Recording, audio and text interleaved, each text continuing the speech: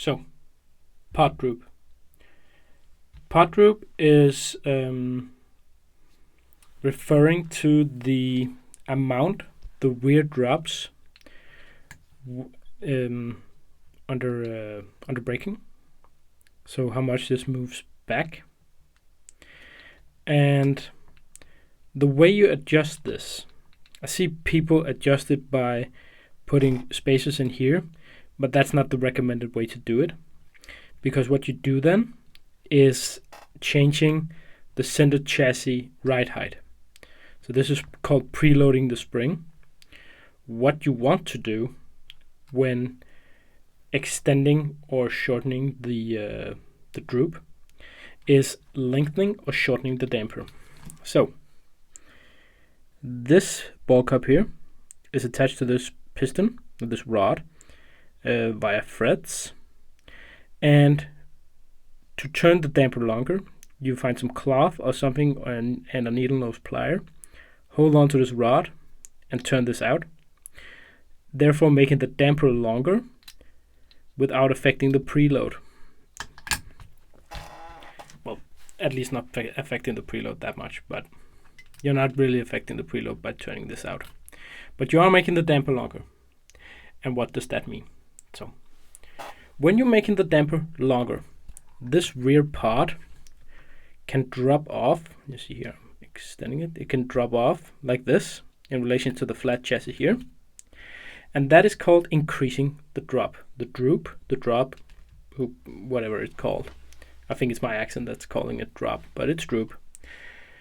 So when you're having more droop, the car can turn in harder. It has more high-speed steering. It improves handling over bumpy tracks. And in relation to this chassis, the amount of drop there should be, the droop there should be maybe a little over a millimeter. If you go the other way and have it more flat, the car drives smoother into the corner.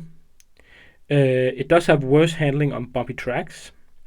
You can have it as low as 1 millimeter. This will be completely straight. Or just like less than a millimeter, like 0.5 of a millimeter in drop. How you measure it is all up to you. I have some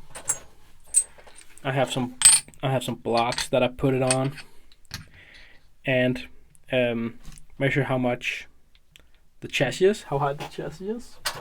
This is not the correct one because this is too low.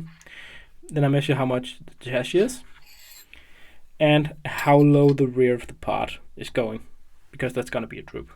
So it doesn't really matter in the sense that you don't need the exact measurement, because if it feels like it's too much, like you increase the droop so much that the car is jagged or not very smooth, then turn it back.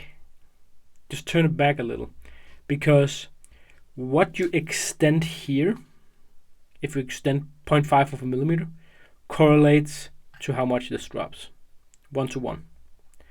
So don't be too fussy. Just drive your car. Does it feel good? Okay, good. Does it need more high-speed steering? Okay, increase the droop. Just measure this, the damper, and go up by 0.2.